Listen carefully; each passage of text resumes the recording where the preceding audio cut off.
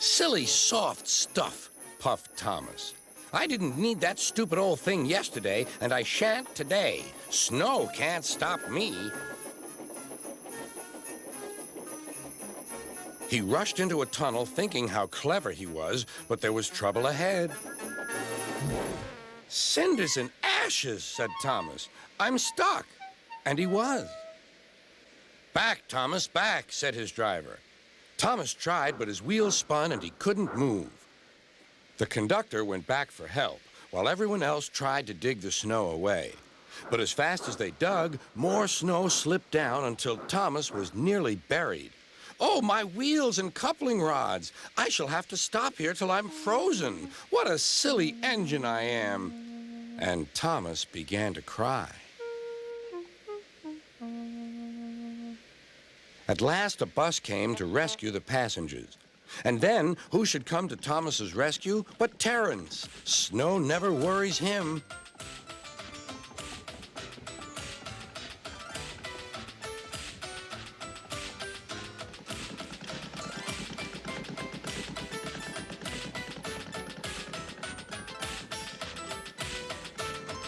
He pulled the empty coaches away, then came back for Thomas. Thomas's wheels were clear, but still spun when he tried to move. Terence tugged and slipped and tugged, and at last dragged Thomas clear of the snow, ready for the journey home.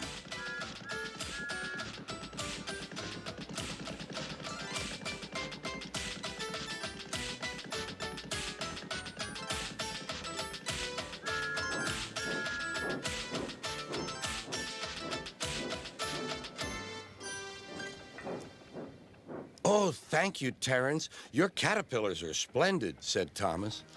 I hope you'll be sensible now, Thomas, said his driver. I'll try, said Thomas, and he puffed slowly away. We have all the trains. Every time they have a birthday, they ask for a Thomas the Tank Engine train. One of the trains, we have Donald, then we have the milk truck, and Terence. What are the trains? We have Percy. Coldy, Scarlowy, Henry, Gordon, James, Henry, Thomas, James. Let's go get food. Thomas. Come on.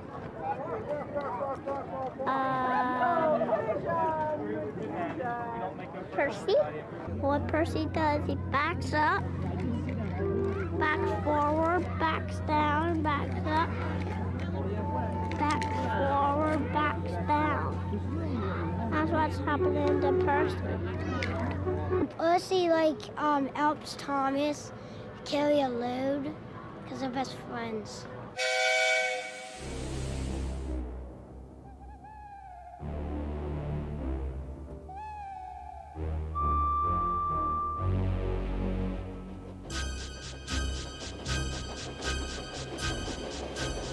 Every year, on the date of the accident, it runs again as a warning to others, plunging into the gap, shrieking like a lost soul.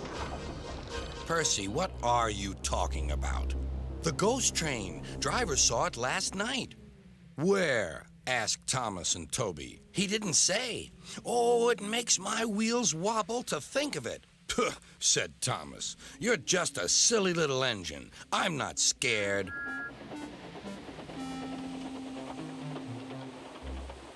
Thomas didn't believe in your ghost, said Percy next morning. His driver laughed. Neither do I. It was only a pretend ghost story. Percy was disappointed. That evening, he came back from the harbor.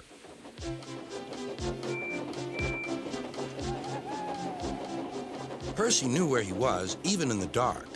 Crow's Farm Crossing. We shan't be long now.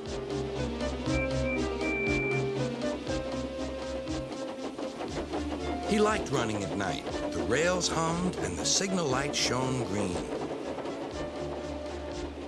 But a broken cartload of lime lay ahead.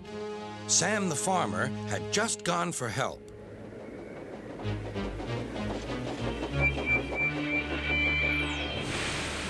Percy broke the cart to smithereens. Lime flew everywhere. He puffed quickly to the nearest signal box. Percy's driver explained what had happened. "I'll see to it," said the signalman. "But you'd better clean Percy, or people will think he's a ghost." Percy chuckled. "Do let's pretend I'm a ghost and scare Thomas. That'll teach him to say I'm a silly little engine." Toby promised to help.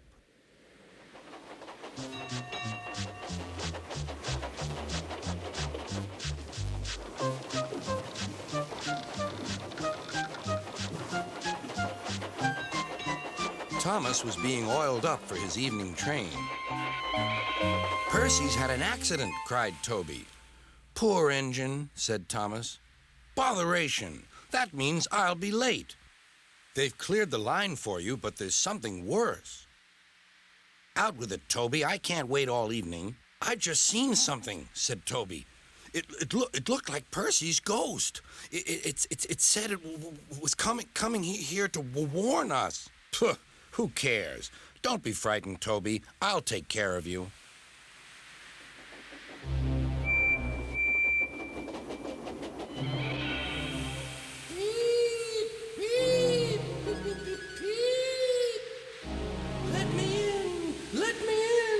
Wailed Percy.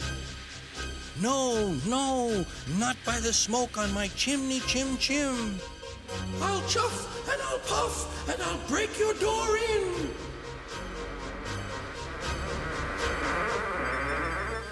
"Oh, dear," exclaimed Thomas. "It's getting late. Oh, I'd no idea. Oh, I must find Annie and Clarabelle." It was morning when Thomas returned. "Where have you been?" asked Toby. Well," said Thomas, "I knew you'd be sad about Percy, and I didn't like to intrude. I slept in the freight shed and..."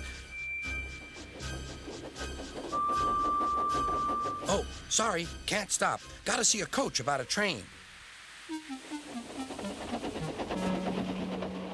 Percy was none the worse for his adventure and was still enjoying himself enormously.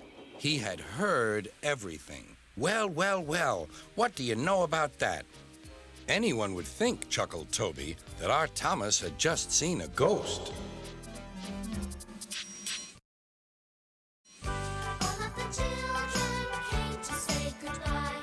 They clapped and cheered as Toby rang his bell. Bye-bye. Everyone was sad to see them go.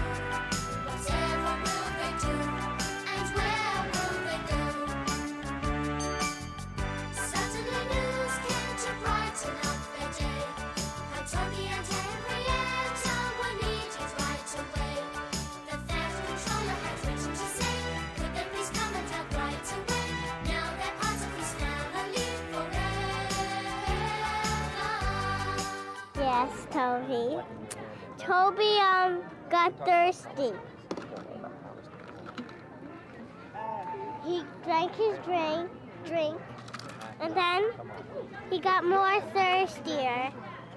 He had no more else water because he drank it all.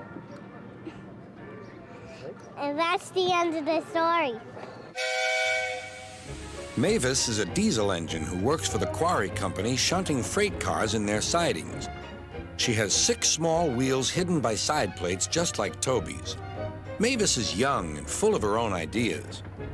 She loves rearranging things too and began putting Toby's cars in different places every day. This made Toby cross.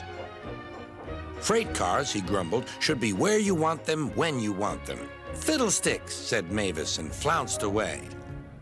At last, Toby lost patience. "I can't waste time playing hunt the cars with you. Take them yourself." Mavis was pleased. Taking cars made her feel important. At the station, Diesel oiled up to her. "Toby's an old fusspot," she complained. Diesel sensed trouble and was delighted. "Toby says only steam engines can manage freight cars," continued Mavis. "How absurd," squirmed Diesel. "Depend upon it, Mavis, anything steam engines can do, we diesels can do better." Diesel knew nothing about cars, but Mavis didn't realize this. Toby's line crosses the main road behind the station and for a short way follows a farm lane. Frosty weather makes the muddy lane rock hard and very slippery. Toby stops before reaching the lane. His fireman halts the traffic at the crossing, and then he sets off again. By using the heavy cars to push him along, he has no trouble with the frosty rails in the lane and across the road. It is the only safe thing to do in this kind of weather. Toby warned Mavis and told her just what to do. "I can manage, thank you," she replied. "I'm not an old fusspot like you." The freight cars were tired of being pushed around by Mavis. "It's slippery," they whispered. "Let's push her around instead." On, they yelled. Mavis took no notice. Instead, she brought the cars carefully down the lane and stopped at the level crossing. All traffic halted. "One in the headlamp for Fusspot Toby," chortled Mavis. But Mavis had stopped in the wrong place. Instead of taking Toby's advice, she had given the cars the chance they wanted. Hold back, they cried. "Grrr up," ordered Mavis. The cars just laughed and her wheels spun helplessly. Workmen sanded the rails and tried to dig away the frozen mud, but it was no good. Everyone was impatient. "Grrr!" wailed Mavis. Toby was in the yard when he heard the news. "I warned her," he fumed. "She's young yet," soothed his driver. "And she can manage her cars herself," interrupted Toby. "They're your cars, really," his driver replied. "Mavis is supposed to stay at the quarry. If Sir Topham Hatt finds out..." Yes," said Toby thoughtfully. He and his driver agreed that it would be best to help Mavis after all. An angry farmer was telling Mavis just what she could do with her train. "Having trouble, Mavis?" chortled Toby. "I am surprised." "Grosh!" said Mavis.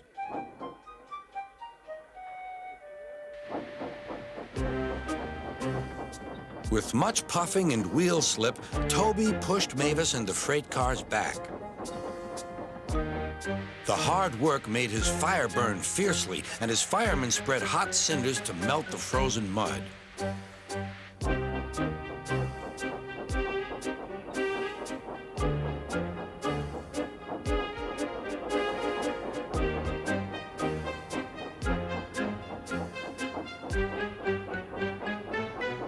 At last, they finished.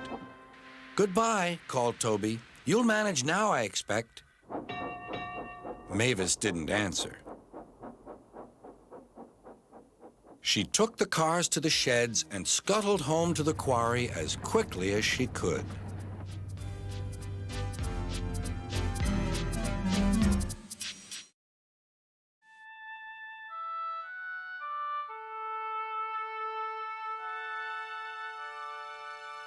Picture a land where the sky is so blue, a storybook land of wonder, a magical island just waiting for you. Island of Sodo will make your dreams come true. Henry couldn't get out of the tunnel. Why? Because he was stuck. Because there was bricks in the back and bricks in the front, and he couldn't get out. He mainly does like silly things, and he like plays tricks on Thomas.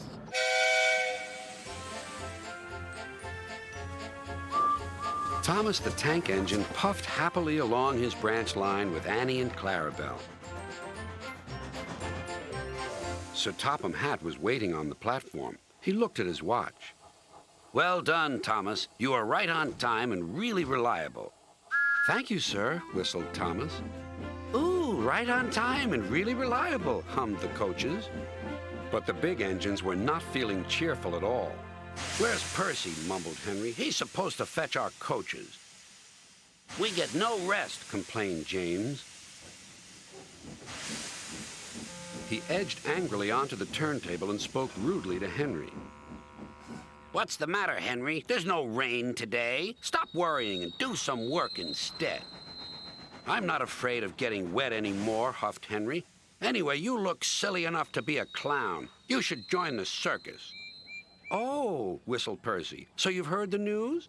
What news? About the circus. Percy, what are you talking about? The circus has arrived, explained Percy. I've been shunting special cars. Sir Topham Hatt needs your help, too. The engine soon forgot to be tired and cross. Until it was time for the circus to leave. Then Gordon and Henry were cross all over again when James got to pull the train away.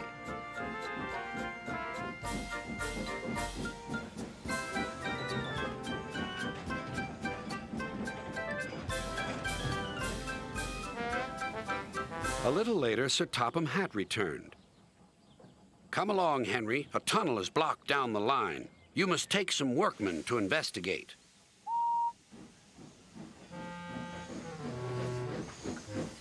Pushing cars, grumbled Henry.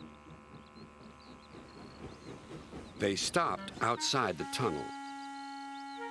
The workmen went inside. It was very dark and quiet, but not for long. Help! Shouted the workmen, and they ran out.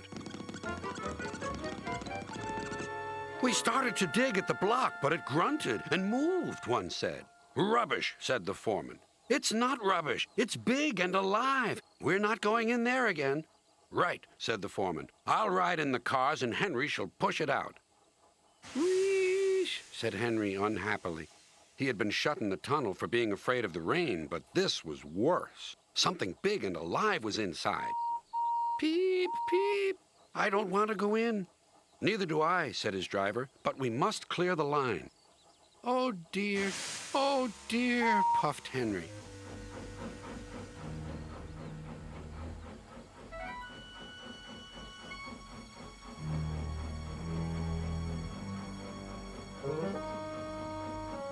Then there was trouble. The block was indeed alive and very strong. It began to push the train backwards. Out of the tunnel came Henry, then the cars, and last of all, a large, cross elephant. Well, I never, cried the foreman. The workman gave him some cake. He drank 3 buckets of water and was just about to drink another when Henry let off steam. Cried the elephant. Water went all over Henry. Poor Henry. The elephant and his keeper were soon reunited, but Henry was most upset. An elephant pushed me. An elephant hooshed me. That night he told the other engines all about it. Gordon and James felt sorry for Henry, but still teased him. First the rain, then an elephant. Whatever will you be afraid of next? Never mind, Henry, murmured Thomas. I think you were brave today, and really reliable, too. Do you think I have a favorite? Oh, goodness, I can't even think. There's so many stories. They're beautiful stories. It's just, and I like the things that the stories have to say. They have a very important point. It gives them an opportunity to learn something that's meaningful, and it puts everyday situations into a format that they can understand. And you know, a lot of good lessons for life are learned through the Thomas series. Now Harold works all day. He flies all around and up in the whole sky up there. And that's what he does because he likes doing that. And you know why? Why? Because he likes that. Tank engines get lost in some sort of place, and then Harry looks, "Are you all right?" And then they say, "We're lost." So he flies back and tells them that he's lost, and they say, Sir Topham Hatt that he's lost, and then they try to go out and look for him. He's a helicopter and... He's a helicopter. And he flies. He flies. Every summer, the island of Sodor is very busy. Holidaymakers love to sightsee, and when the weather is fine, there is no better place to visit. Some people like to go to the mountains. Others like the valleys. Children love the seaside. One morning, Thomas was puffing along the line that runs by the coast. His two coaches, Annie and Clarabelle, were packed with children going to the beach. Everyone was happy. Percy was taking some freight cars to the harbor. Hello, Thomas. You look cheerful. I wish I could take children today instead of freight cars. They're the Vicar's Sunday School, explained Thomas. I'm busy this evening, but the station master says I can ask you to take the children home. Of course I will, promised Percy.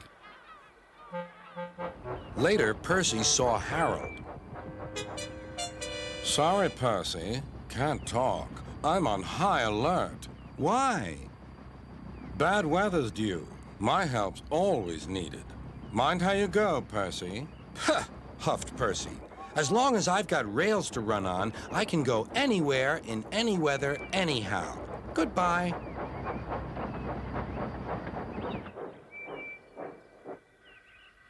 Be careful, warned Edward. There's a storm coming.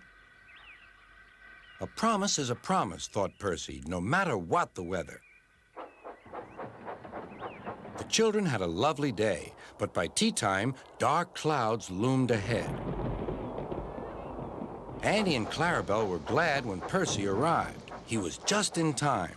The rain streamed down Percy's boiler. Ugh, he shivered and thought of his nice dry shed.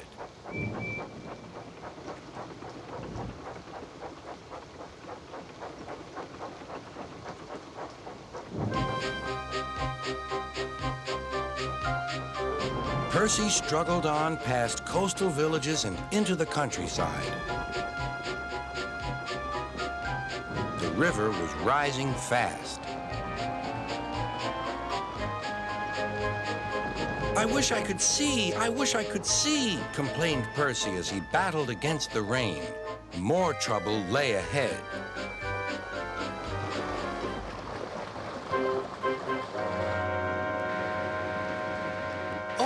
Hissed Percy. The water is sloshing my fire. Percy's driver and fireman had to find some more firewood. I'll have some of your floorboards, please, said the fireman to the conductor. I only swept the floor this morning, grumbled the conductor, but he still helped. Soon Percy's fire was burning well. He felt warm and comfortable again. Then he saw Harold.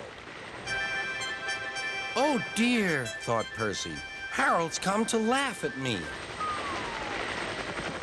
Something thudded onto Percy's boiler. Ow! Exclaimed Percy. He needn't throw things.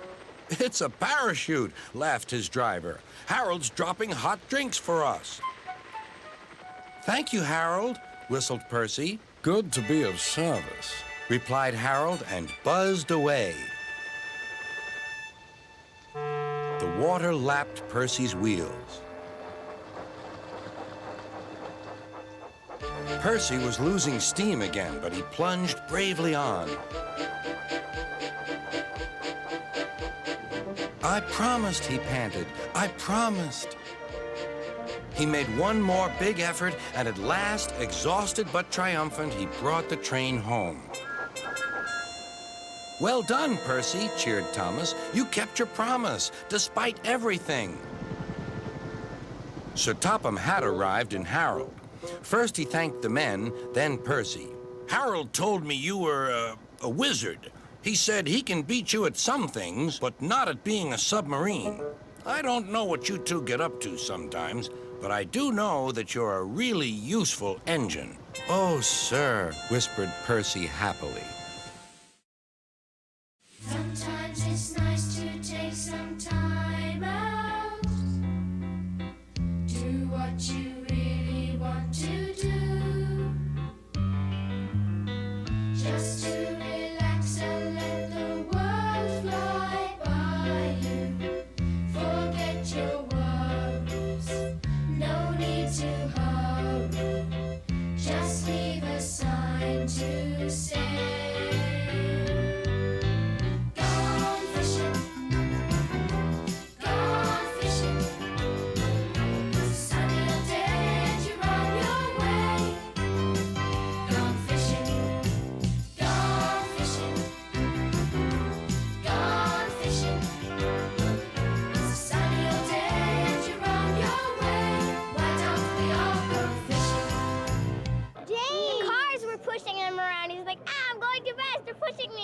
Right. And then he was just going so fast it just like caught on fire on the track. I guess there was a big turn, and then he like went, and then he went into like a cow's field. Because the wheels were like coming off, so like they couldn't make a turn.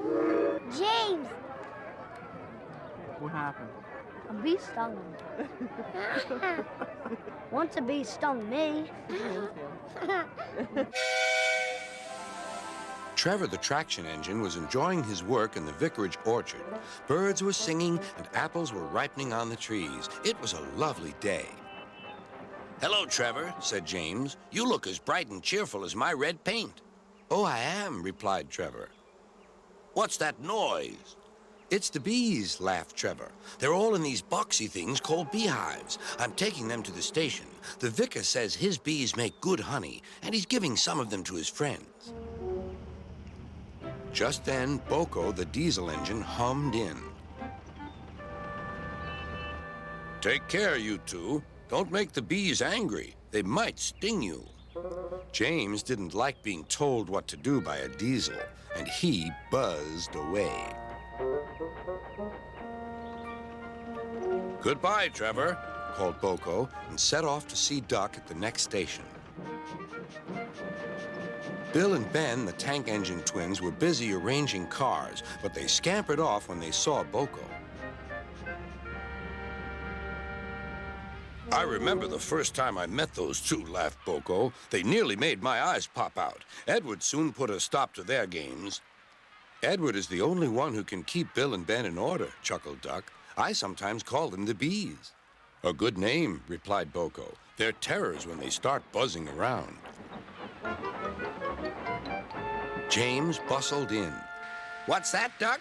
Are you afraid of bees? They're only insects after all, so don't let that buzzbox diesel tell you different." "His name is Boko, and he didn't. I wouldn't care if hundreds were swarming around. I'd just blow smoke and make them buzz off." "Buzz, buzz, buzz," retorted Duck. The next morning, James arrived at the station to collect his coaches. The passengers were excited and keen to get on board. The platform was crowded, and the porter was in a hurry. "Mind your backs," he shouted. Then there was trouble. The beehive fell and broke open. The station cleared like magic. James heard a familiar buzzing.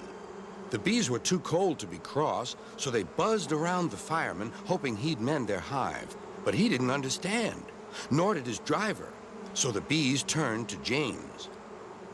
His boiler was nice and warm. "Buzz off," hissed James. One bee burnt his foot. "Ooh, ah, ah, ooh." The bee thought James had burnt him on purpose.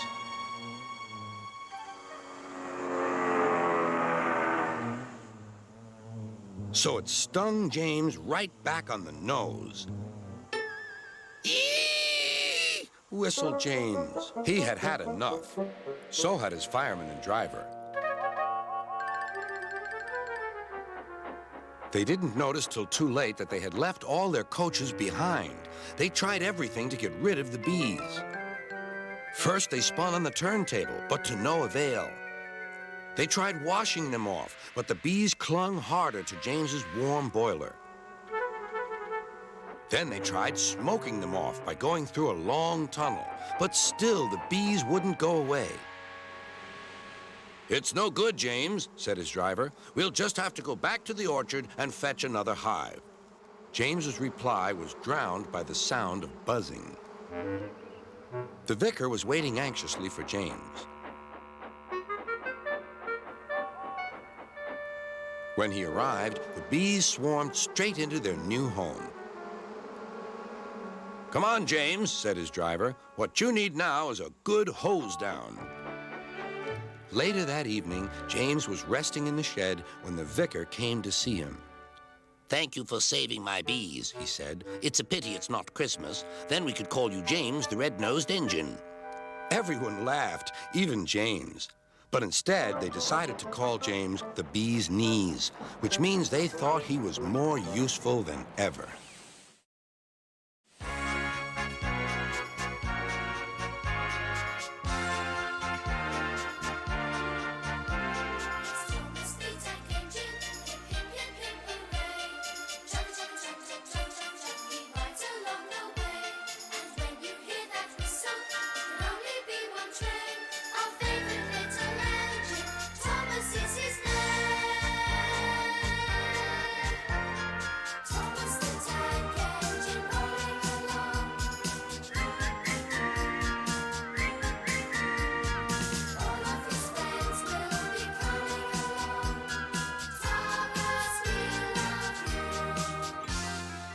Duck is a good one because I like him.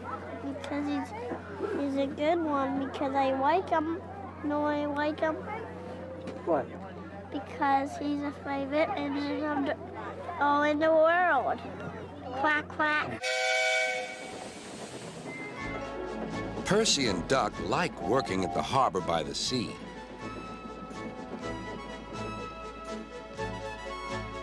On a clear summer's night, there's no better place to be.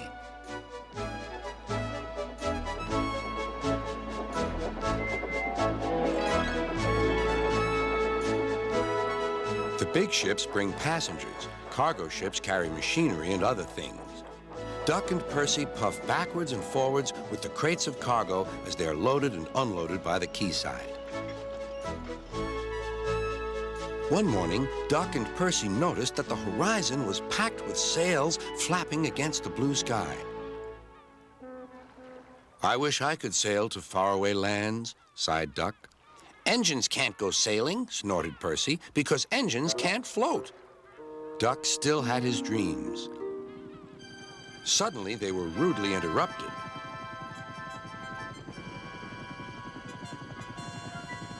Wakey, wakey, hovered Harold. I'm looking at the boats, replied Duck. That's the regatta. Lots of boats, lots of races, great fun. I hover around in case I'm needed. Do you go to the horizon? Asked Duck. Yes, and beyond. I didn't know there was a beyond, whispered Percy. Do you go to other places at sea? Continued Duck. Certainly. I can land on ships, you know. Anywhere, anytime. Goodbye. Duck sighed. He went on talking about the regatta all day. Percy lost patience. Well, Duck, I'd rather have my wheels on solid ground. Our rails can take us to all the places we could ever wish to see. That's an emergency, called Duck's driver. I'll check with the harbor master. He returned with bad news. A man taking part in the regatta has hurt his hand. We're to take him to the hospital at the next station. Harold's bringing him now. Come on.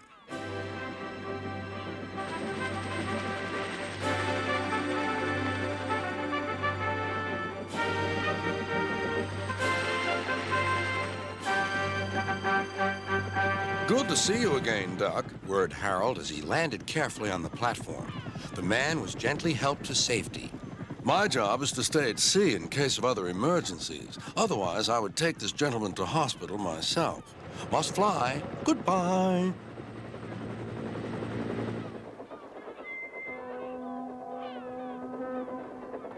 Duck set off on his journey.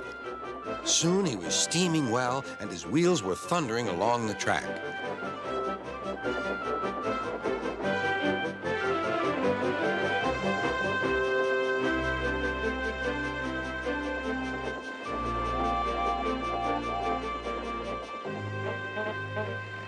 When they reached the station, the man thanked everyone, and Bertie got ready to take him to the hospital.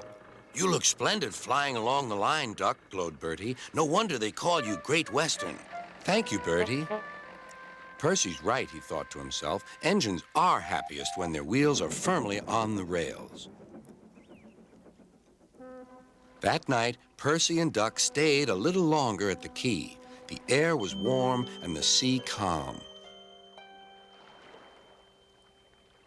There's a shooting star, said Duck. Don't be daft, laughed Percy. It's Harold. Look, he's hovering overhead. Something fluttered down towards Duck. His driver caught it. It's a flag from the regatta. Harold's giving it to you as a present, Duck. That was kind of Harold, whispered Duck. He may have whirly arms instead of wheels, but he seems to understand just what an engine needs. Duck still wonders about the lands beyond the horizon, but I think he knows that sometimes the best travels are those we can only dream about. Don't you?